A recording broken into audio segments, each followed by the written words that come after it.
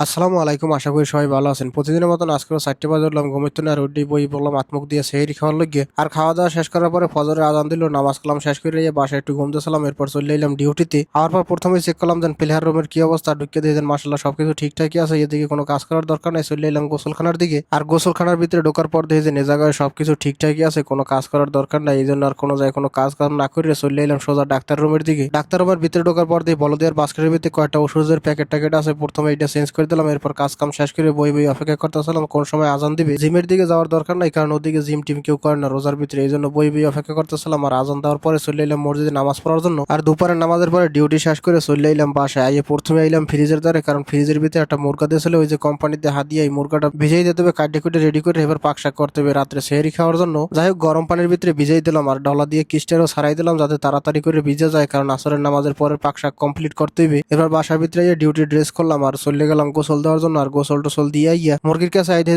মোটামুটি আকারে ভিজে গেছে, কই আর লেট করার দরকার নাই। এখনই আস্তে আস্তে কাটতে থাকি, বাকি ভেজবে মানে কাটতে কাটতে। ফ্রিজের ভিতরে অনেকদিন তোমাদের রাহা ছিল দেখে যেন সাম্রাজ্য ছুলাই দিলাম ফালাইয়া। এবার আস্তে ধীরে সুন্দর মতো কাটি কুটিয়ে রেডি করে ফেলাইলাম। মুরগিটা অবশ্য বড় আসলে 1100 গ্রামের মুরগি, এই জন্য তাই চিন্তা করলাম একটা মুরগি তো একবারে খাওয়া সম্ভব না, এত বড় মুরগি এই রমজানের ভিতরে এক বেলাই ভাত খাই মাত্র। প্রথমে অবশ্য অর্ধেক অর্ধেক করছিলাম, পরে দেখেন অর্ধেক অর্ধেক করলেও বেশি হয়ে যায়। 2 দিনের লগে মাত্র তরকারি পাক কোনো, বেশি দিন রাখে তরকারি খাইলে আর গ্যাস্ট্রিক হয়ে যায়, তাই 3 ভাগ করে